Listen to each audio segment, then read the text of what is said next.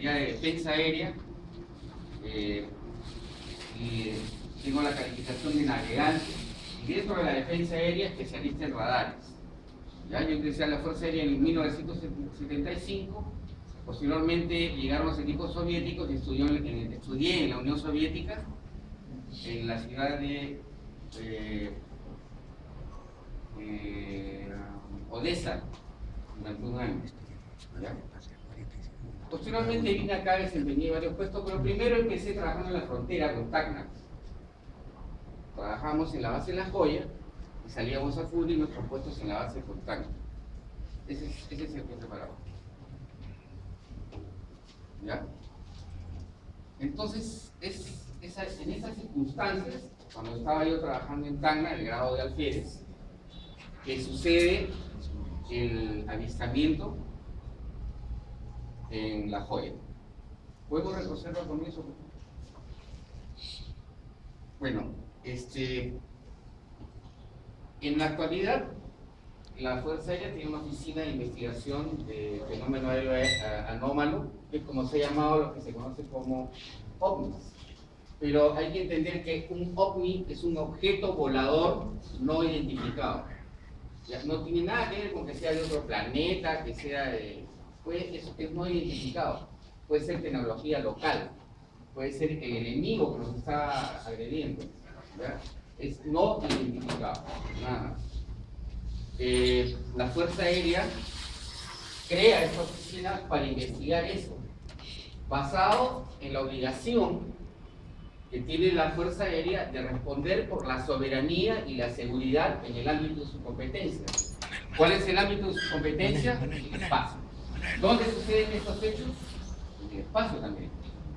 Por lo tanto, ¿quién va a responder ante los demás peruanos por las cosas que sucedan relacionadas a la seguridad y la soberanía en el aire? La Fuerza Aérea. Pero adicionalmente, la Fuerza Aérea se preocupa de las actividades de la guerra, pero en tiempo de paz. ¿Ya? Una actividad de la defensa aérea pasiva, que es la que sucede en tiempo de paz, es la creación de la ROA, que es la Red de Observadores Aéreos Avanzados. ¿Ya? ¿Qué es una ROA? Está compuesta por ciudadanos comunes y corrientes con sentimiento patriótico, ¿ya?, y de pertenencia de su territorio, que en el caso de ver una aeronave u objeto dentro de nuestro país que no reconoce, lo avise, lo denuncie, para que la Fuerza Aérea pueda tomar algún tipo de acción al respecto. Nadie tiene derecho, ¿ya?, a sobrepasar las fronteras de su propiedad, de su país, de su casa, si usted no tiene conocimiento. Y menos aún a poner en peligro sus actividades por las cosas que ellos estén haciendo. ¿No es cierto? Y entonces todos los peruanos, con sus impuestos, hacen que exista una institución que responda a esos intereses en el aire. Si yo les pregunto a ustedes cuáles son los límites del Perú, van a decir por el norte con Ecuador, con Colombia, con Brasil, con Bolivia, con Chile, y de repente por ahí algunos dicen y 200 millas más adentro. Pero hacia arriba, ¿cuáles son nuestros límites? También hay límites, ¿ya? Por ejemplo, si usted está en su casa y hace en la azotea un penthouse, ¿ya?, y pone ahí una bañera, unos asientos, y le da la gana de salir a solearse desnudo, ¿ya?, toma sol, tiene su gaseosa ahí, ¿tiene su vecino derecho a treparse para ver qué está haciendo? No, no es cierto. ¿Tiene derecho su vecino a subirse y agarrar su gaseosa? Tampoco, ¿no es cierto? Porque esa es la soberanía y la capacidad que tenemos nosotros de tener nuestras propias cosas. Hay países vecinos que no son hermanos, no hay ningún país hermano, no existe. Son vecinos de competencia. Así como en su barrio, sus vecinos no querrán mucho, irán a la misa juntos, cuando se muere un pariente está en el velorio, se casa la hija también va. Pero si usted se descuida y tiene algo que le puede servir a él, y lo tiene que usar, lo va a hacer, va a competir por lo mismo. Es su vecino de competencia. Por eso que nunca debemos descuidarnos en lo que es la seguridad y la soberanía. Ahora, en lo que es seguridad, la Fuerza Aérea se refiere a las operaciones aéreas en general.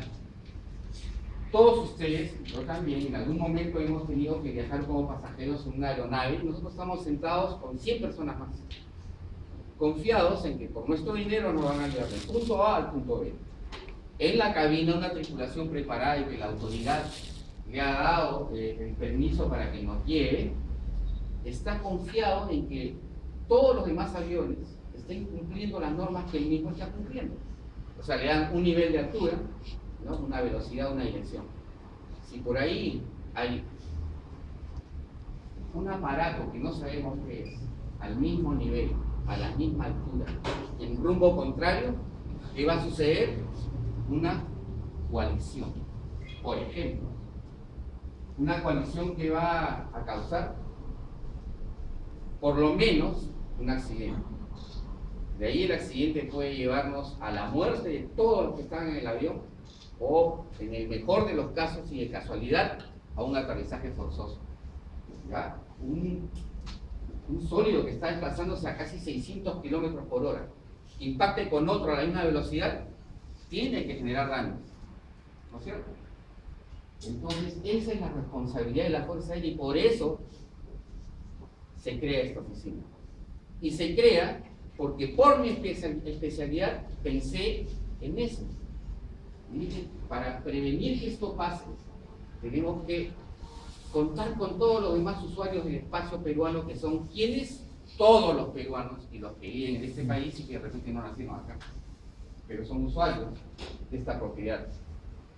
Es así que pido que se cree la oficina, sustento mi solicitud y mis jefes me apoyan. Nadie más. No le interesaba a nadie en este momento. O sea, tuve que explicar qué cosa es el fenómeno aéreo anómalo, porque cuando les dije mi propuesta me dijeron, mira, ponle el nombre que quieras menos ovni. ¿Por qué? Porque la gente relaciona el ovni con el extraterrestre y no necesariamente tiene que ser así. Es eso lo que pasó en la joya. Y esta vez estoy aquí porque he sido invitado a este evento. Siguiente, por favor. ¿Puedes ayudarle, Mario? ¿Puedes ayudarle? Ya, imagino que es como la misma. Este evento de qué trata sobre temas de gran interés para muchas personas que imagino son ustedes. Y donde se hacen algunas preguntas. ¿Son los ovnis en realidad naves extraterrestres o tienen un origen terráqueo? Esa es una muy buena pregunta. ¿Ya? No sabemos las capacidades que puede tener uno de nuestros vecinos de competencia para saber lo que nosotros hacemos. ¿Ya? Si yo vivo en un barrio peligroso y me compro una escopeta para defenderme de un delincuente, no la voy a estar enseñando, ¿no? Por si acaso tengo escopeta. Me la guardo. Eso es seguridad. ¿Ya?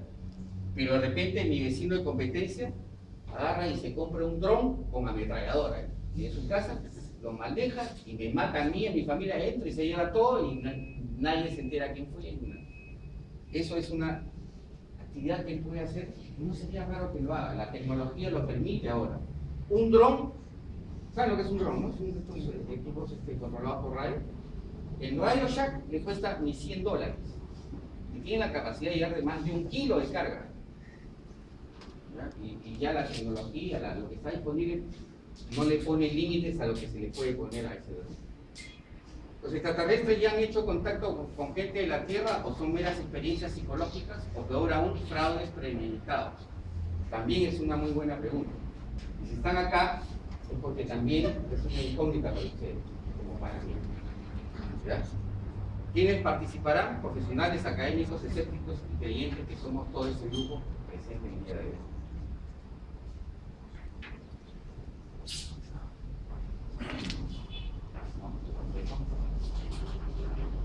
En el caso de la joya. Esta es una ilustración del avión Sukhoi 22, que es el que participa en este evento.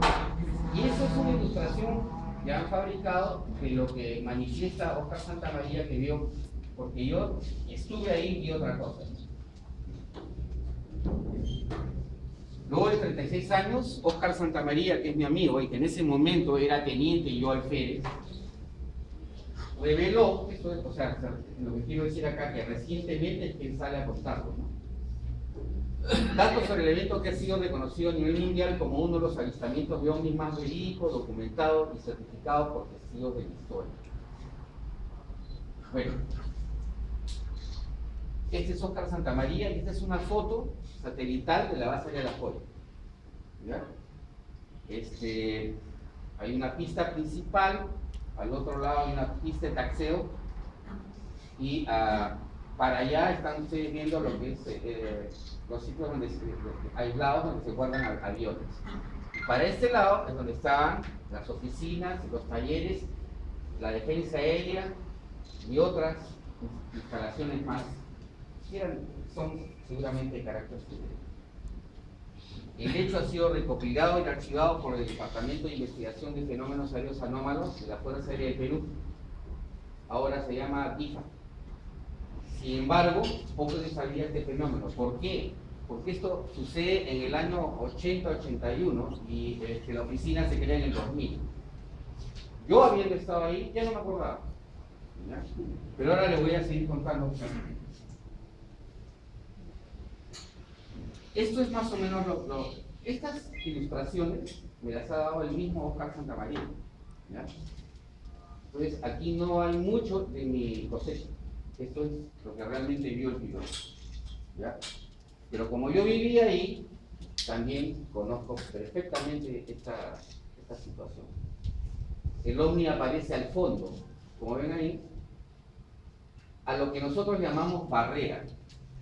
Donde comienza la pista se llama cabecera y donde termina se llama barrera. ¿Por qué? Porque ahí hay una barrera de contención. Si un avión perdiera el control en tierra, va a correr hasta esta barrera que es una barrera, pero ustedes han visto las correas que se usaban antes en los uniformes que eran de nylon, ¿ya?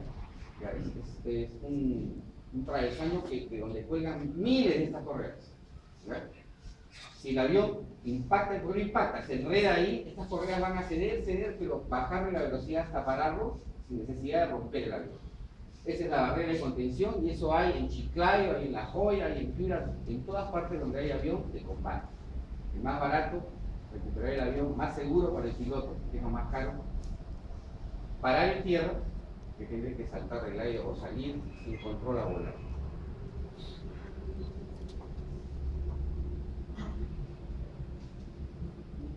Santamaría era el piloto de la nave y testigos presenciales como yo han narrado cómo el objeto, que fue considerado un simple globo, soportó una carga de potentes explosivos e incluso desplazó a una velocidad de 900 km por hora, y una vez en tierra se decidió guardar el secreto. Pero escuchen a qué secreto se refiere. ¿Ya? El entorno en ese momento, 1981, cuando yo era cadete, yo ingresé en el 75 a la Fuerza Aérea, todo el tiempo nos inculcaban la necesidad de arreglar cuentas con Chile. Y era el 7-8. Recuerdo que cantábamos cuando corríamos 7-8, recordar, mucha sangre que vengar, etcétera, etcétera. Entonces crecimos, y yo también estuve en el colegio militar, o sea, en Palma, hice 7 años de cadete, y se cantaba lo mismo. Pero llegó el 78 y no pasó nada, hubo intentos. Nuestro presidente en ese momento era Juan Velasco Alvarado, y una serie de circunstancias en las que tiene que ver la traición, etcétera, etcétera, hicieron de que no se concluya con los planes de recuperar lo que es nuestro y nos lo han quitado, que es el territorio de allí que hay un poco más al sur, ¿no es cierto? ¿Qué pasó con Velasco? Todos los que estamos canas acá nos debemos acordar, ¿no? Una serie de actividades. Entonces, ¿por qué se guardó el secreto en ese momento? Porque era el 81 y todavía estaban pendientes si vivíamos, estos asuntos estaban pendientes si vivíamos una situación de alerta, ¿ya? En la Fuerza Aérea y en Fuerzas Armadas en general, me imagino, vivimos en alerta. O sea, si en este momento no hay una situación crítica que pueda determinar que entremos en guerra, vivimos una alerta blanca. sea, las actividades se desarrollan normalmente, el entrenamiento, la instrucción, etcétera, etcétera, el mantenimiento de los equipos, sin presión, sin premura, cumpliendo plazos, tiempos que se establecen todo el tiempo, en todo momento, ¿no? Cada año tiene un PDE, que es un plan de entrenamiento, un PDI, que es un plan de instrucción, todo eso se tiene que ir cumpliendo en tiempo de paz y en alerta blanca. De ahí pasamos a otro tipo de alerta en que ya están preocupados y comienzan los desplazamientos a los puestos de combate. Después de ahí entramos en una alerta roja, ¿ya?, donde ya estamos listos a combatir. Esto que les estoy contando es un resumen, ¿no?, porque es mucho más complicado, más complejo, ¿ya? En ese momento vivíamos una alerta roja que nos determinaba a tener una alerta de 5 minutos. ¿Qué significa? 5 minutos desde el momento en que es captado un blanco enemigo, es el tiempo que se debe demorar un avión en estar en el área en condiciones de combatirlo, destruirlo, defendernos, ¿ya?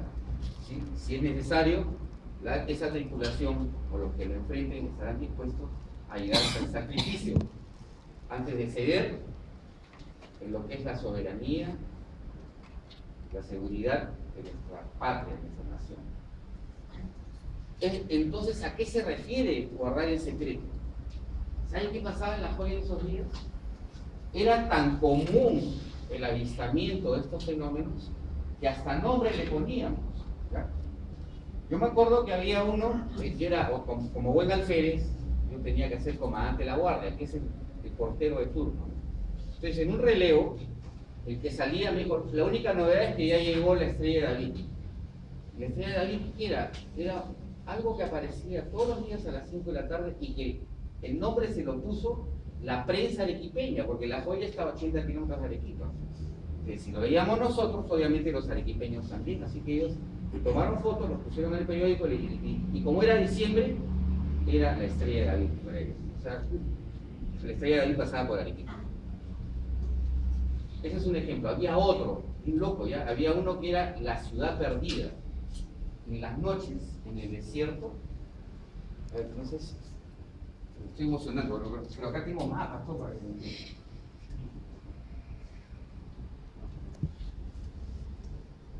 Todo eso que sucede con respecto al OVNI es en la mañana del 11 de abril de 1980. Pero quiero que quede claro cuál era el entorno que estábamos viviendo en ese momento. Ya quedó, ¿no?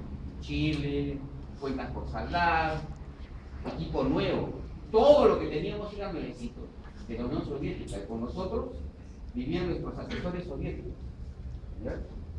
Pero en 1980 la tecnología no es como hoy.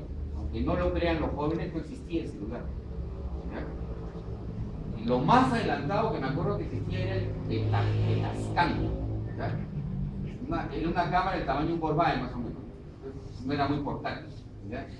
Y estaba prohibido tener esas cosas en La Joya. Entonces, si yo entraba con mi cámara, obviamente en la puerta del comandante de la guardia, que era un alférez, me iba a quitar. Me iban a meter en problemas, ¿ya?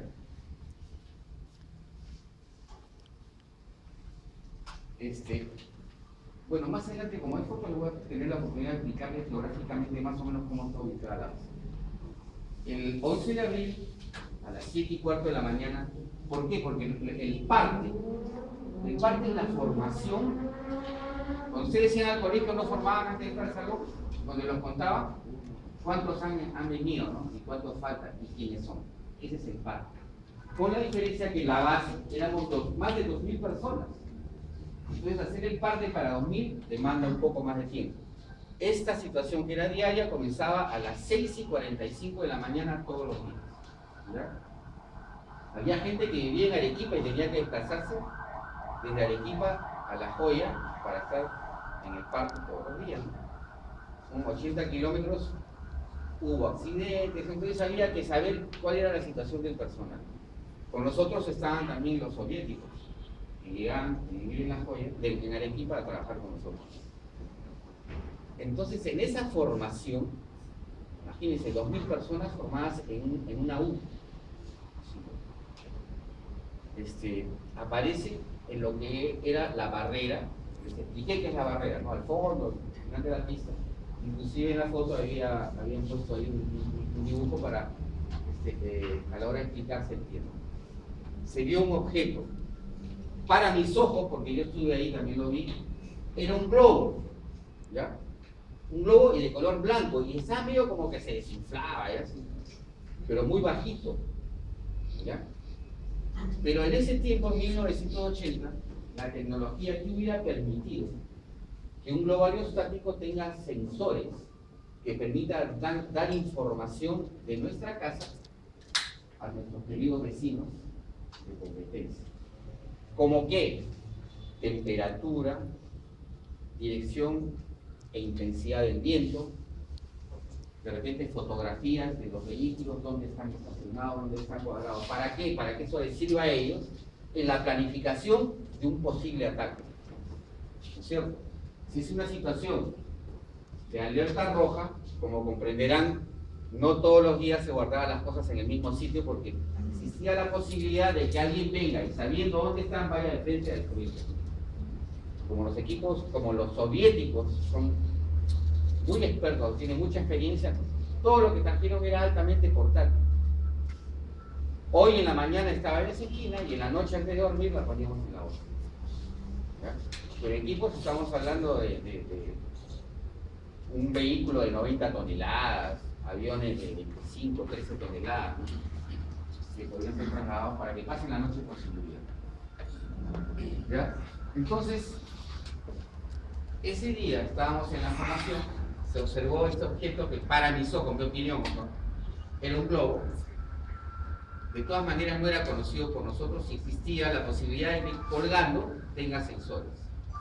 Es normal en tiempo de paz se lanzan sondas meteorológicas, es un globo mezclado con helio que se lanza y tiene sensores que transmiten información de temperatura a distintos niveles y de viento también. Esa es información muy importante para los vuelos comerciales y para cualquier cosa que vuele. Pero eso es normal, nosotros tenemos y todas las mañanas se lanza. Cuando ustedes escuchan en la radio el Senami, que no sé qué, da información, es información que han sacado en el aeropuerto lanzando un globo meteorológico. Entonces yo estoy en San Isidro, me estoy muriendo de calor, pero ellos han sacado la información aquí en el mar de que está habiendo 21 grados de temperatura. Yo en mi casa tengo 29, porque en Lima hay microclimas, ¿no? Muy poco espacio. Si alguien vive en Huaycán, en este momento debe estar en 32 grados. ¿Ya? Por varias razones. Bueno, entonces todos habíamos visto ese objeto y es considerado por el comando de la unidad que ya estaba ahí como una agresión.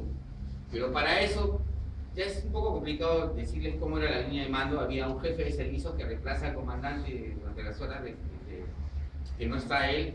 Ya había enviado a activar los planes para afrontar este tipo de situaciones. ¿Dónde queda la joya? En Arequipa. Ahí, miren que cerca de Chile. Muy, muy cerquita, ¿no?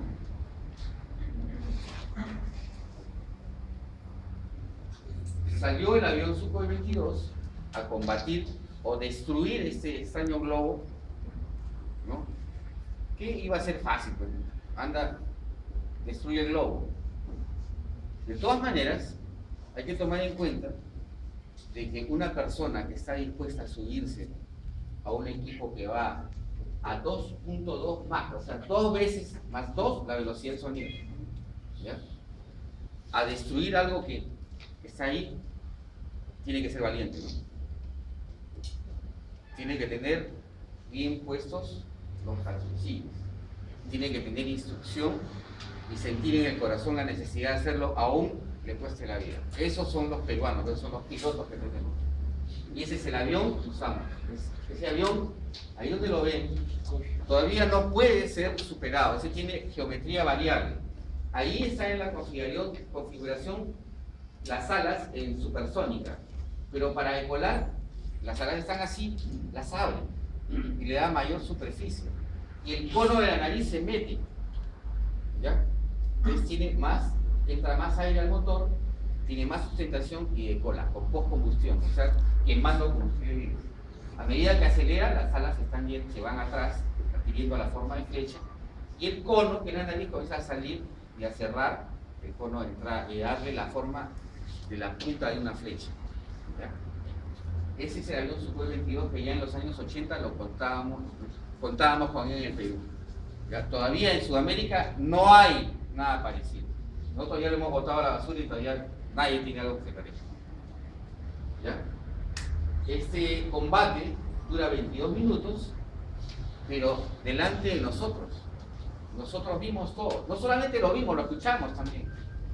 Porque 24.000 kilos de empuje suenan bastante. Muchísimo. Los aviones enormes, esos de pasajeros, sumando todos sus motores, no llegan a los 12.000 kilos de empuje, 11.000. Este avioncito solo, 4.000 o 12.000. ¿Ya? Oscar Santamaría lo persigue y combate con él.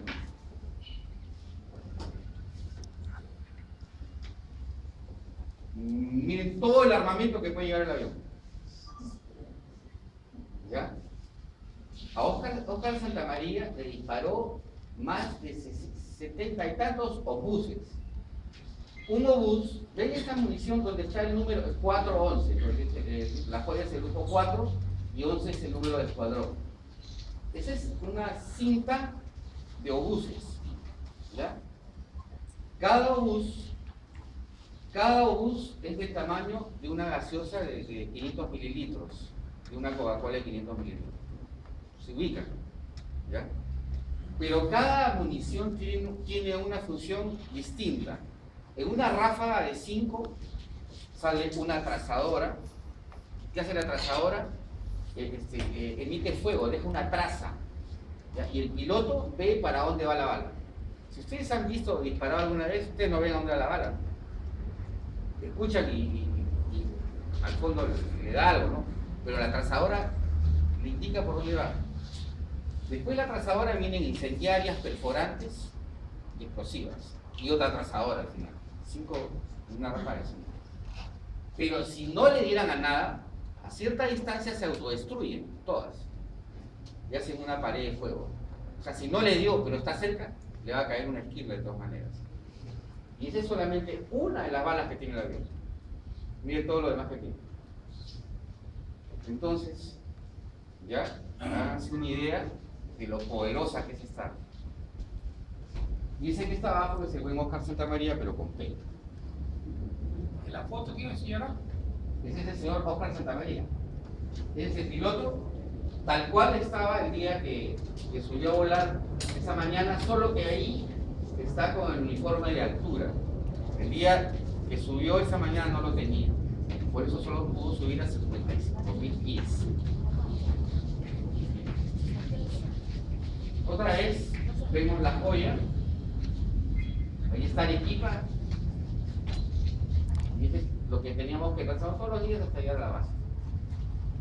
Mi carro salía a las 5 de la mañana de la Plaza de Armas de Arequipa. Todas las mañanas. Esta es la base.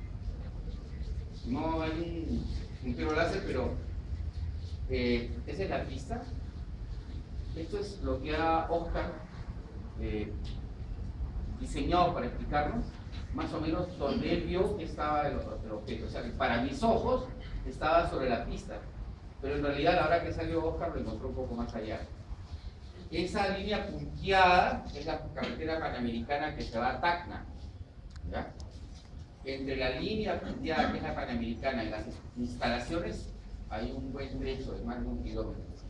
Nosotros estábamos formados más o menos donde está esa punta roja, ese triángulo con rojo, es donde formamos. Obviamente Oscar Santamaría se ha cuidado de no mostrar la verdad, que está un poco cambiada porque sigue siendo información de cuidado, ¿no? Están las dos pistas y imagino que ese punto anaranjado es el avión típico de Colal.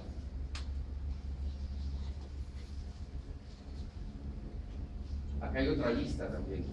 Miren, ahí está la rosa náutica, entonces se pueden dar una idea que para dónde está el norte, que sería Lima, y para dónde está Tacna y Arica, Chile. Por lo tanto, la probabilidad de que eso haya sido algo que enviaron los chilenos existe, ¿no? Y tenemos ahí de que en realidad todo esto sucede y lo que nosotros vimos estaba a 5 o 6 kilómetros de donde nosotros estábamos formados. Que de hecho es más o menos el cuadradito rojo que dice personal, ¿no?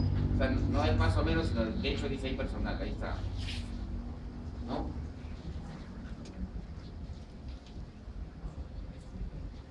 Oscar Santamaría nos dice: recibí la orden y lo perseguí.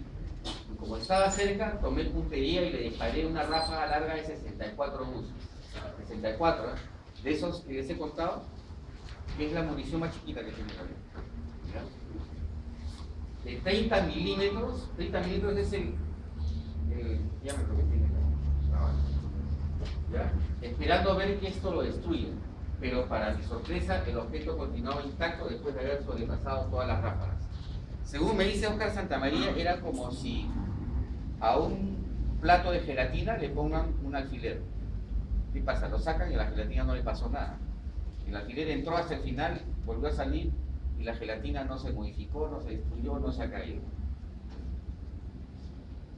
Este es el chofer del taxi que dije que me quede, por si no me dejaban entrar. Me puede decir que ya se vaya. Aló, señor Marino. No, ya no, anda nomás. Me dejaron entrar. Gracias. Sí, me quedo.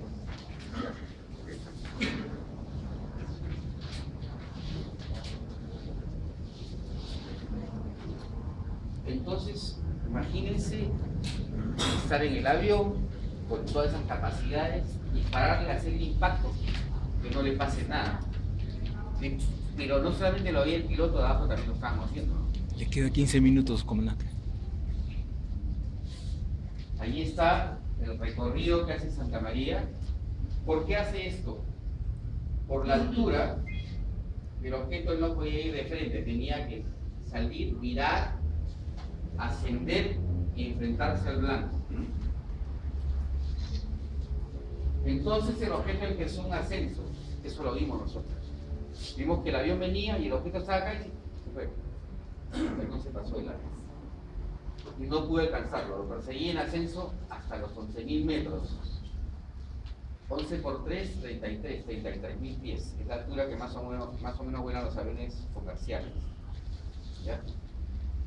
El objeto se detuvo de improviso. Eso es imposible para la tecnología que conocemos ahora y para aerodinámica, etc. Tomé nuevamente posición de puntería, pero el objeto hizo un ascenso súbito y no pude disparar. Entonces hice un segundo intento y nuevamente dio el mismo ascenso. Y un tercer intento e hizo lo mismo. O sea, ¿qué pasó? Jugó al gato y al ratón. Se estuvo vacilando con Santamaría. ¿Ya? Lo esperaba, llegaba a Santamaría y le disparaba y se pasaba. Segunda vez, lo mismo, se pasó de largo. Tercera vez, lo mismo, se pasó de largo. ¿Ya? Pero todo esto sucede y llegan hasta Camaná, a 84 kilómetros de la base. ¿Ya? Todo empieza a 600 metros de altura y termina a 11.000. 11 kilómetros de altura. ¿Ya? Y se desplazan a 900 kilómetros por hora. No hay un vehículo terrestre que haya llegado a esa... O sea, un carro, un vehículo en la superficie que pueda llegar a 900 kilómetros por hora. ¿Ya? Pero sube hasta los 14.000 metros en ascenso súbito. ¿Ya? De 11.000 a 14.000 son 3.000 metros en un segundo. Imposible, ¿no es cierto?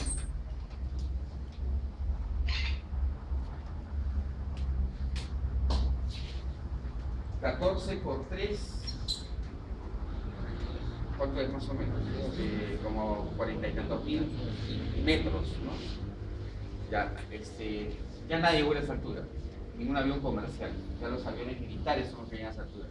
Pero en ese avión donde hay una sola persona, el piloto debe usar un traje especial que se llama traje de altura. ¿Por qué? Porque al igual que cuando uno se sumerge en el mar, hay una fisiología, hay expansión de gases, etc. ¿no? Deben haberlo sentido, ¿no? O sea, Cuando se van a Ticlo, que no ven los oídos. Ya imagínense, Ticlo está nada más a 4.000 metros, a 40.000 metros, a 40.000 pies, la sensación es complicada. Y hay un traje especial que se infla, ¿ya? Para que los gases dentro del cuerpo no se dilaten. A mí me ha pasado que me ha dado dolor de muelas arriba. ¿Por qué? Porque tenía una curación y no presionó bien el dentista y dejó un huequito con aire. Ese huequito con aire tenía aire y a la hora que estuvimos en el avión, el aire se expandió y se convirtió en un dolor que no lo puedo describir. Es espantoso, espantoso. Bueno, cuando pasa esto, él acelera a supersónico, o sea, a más de la velocidad del sonido. ¿Ya? Y el objeto comenzó a subir con él, o sea, se comenzó a vacilar. Subía el objeto también. ¿Ya? Entonces, el objeto se detuvo y a él se le encendió la luz de bajo nivel de combustible.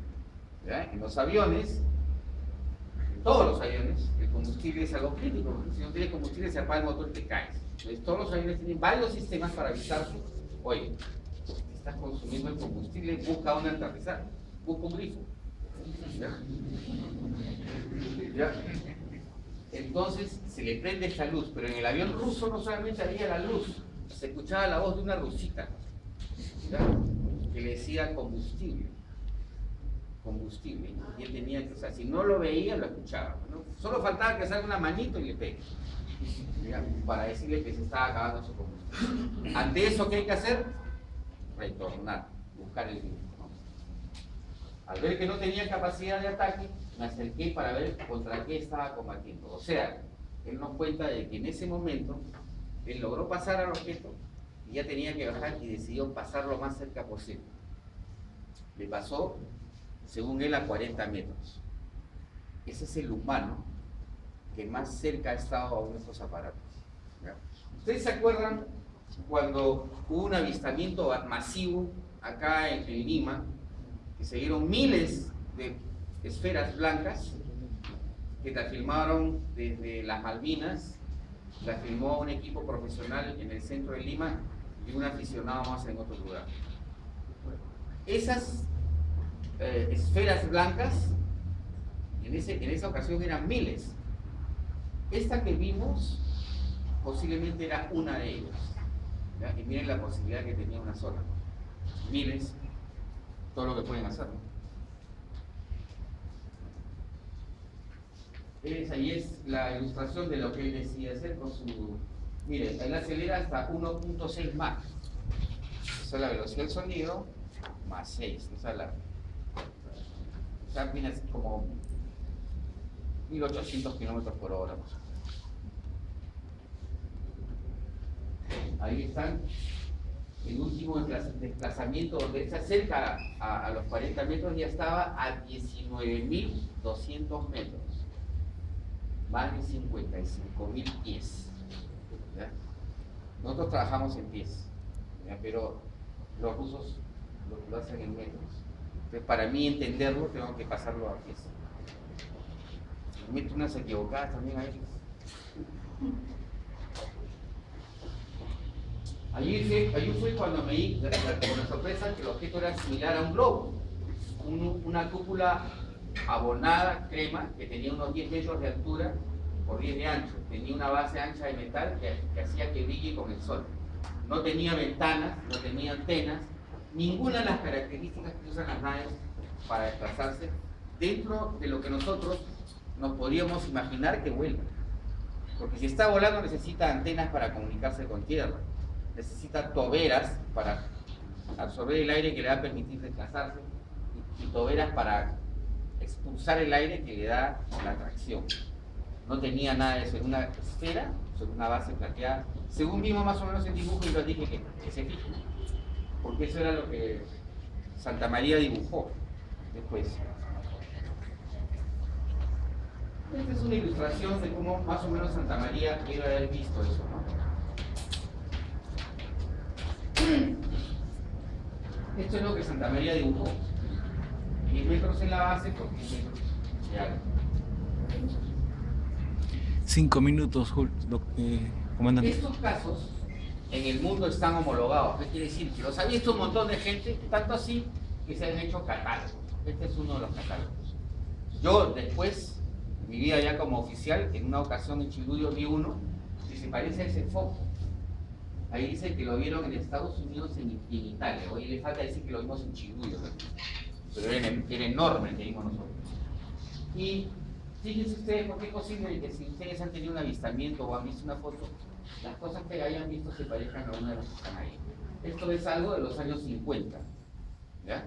Este documento se filtró, que fue entregado por el presidente Eisenhower al saliente que era, bueno, un otro gringo, ¿no? Truman. Truman, ¿no? Este es un catálogo más reciente, ya de internet, ¿no? Más elaborado, más bacán. Como ven, Diga, una pregunta. ¿Esto difiere del anterior? ¿ah? Este difiere del anterior. No, ahí están más o menos los mismos, si usted se da cuenta, No ser especificado. está más elaborado, ¿no? El otro parece un dibujo a mano, este ya es un dibujo máquina. Pero fíjense bien, si ustedes se interesan por este tema, es posible que hayan visto el 02, hasta fotografías he visto eso. ¿Ya? Miren, el L6 seguramente sería el que dio Santa María. Otra vez el dibujo de Santa María. Este caso aún se encuentra en proceso de investigación, los archivos se encuentran abiertos. Tanto así de que últimamente, hace meses, o un año quizás, uno de nuestros investigadores, el señor Kiko Álvarez, fue a donde Santa María y lo volvió a entrevistar, porque cada vez hay cosas que hay que preguntar nuevas, ¿no?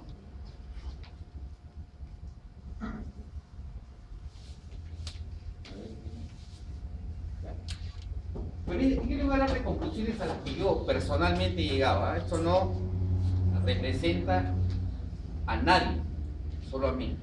Y de repente ahora que lo compartimos, ustedes van a pensar igual que yo. ¿Saben qué cosa es de hecho? ¿Qué cosa es verdad?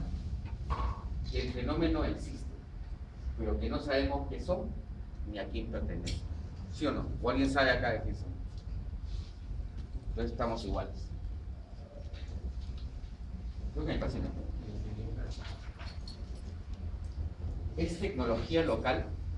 Yo tenía un profesor de filosofía en la Escuela Superior de Guerra Aérea, que es la escuela de posgrado de la Fuerza Aérea, que me dijo hay tres posibilidades filosóficas. Una, que sea tecnología local, que no es compartida y que es usada por el dueño para sus intereses y sus beneficios solamente, y en contra de los de otra persona. Opción 2, que sea tecnología no local, que es usada en los mismos términos, pero que ha sido recibida a cambio de algo por el dueño de lo que lo está usando. Y la tercera es simplemente que sea tecnología no local, operada y manejada por seres que no son de acá, de este lugar, o de este tiempo, o de esta dimensión. ¿Verdad? ¿Y significaría esto que nos ocultan años y años de tecnología avanzada? Puede ser, pero ¿de dónde viene esa tecnología? No solamente que la escondan, sino quién es el dueño, ¿no? ¿Significaría que no estamos solos? Ojo, eso es lo que yo pienso, ¿eh? Si ustedes piensan igual, estarían de acuerdo conmigo. ¿Pensarían ustedes que estamos siendo visitados? En cualquiera de estas dos opciones no estaríamos conscientes de toda la realidad, ya sea que nos estén manteniendo atrasados muchos años en tecnología, o que alguien nos oculta algo. Pero si alguien nos oculta algo, no somos los peruanos. ¿Ya?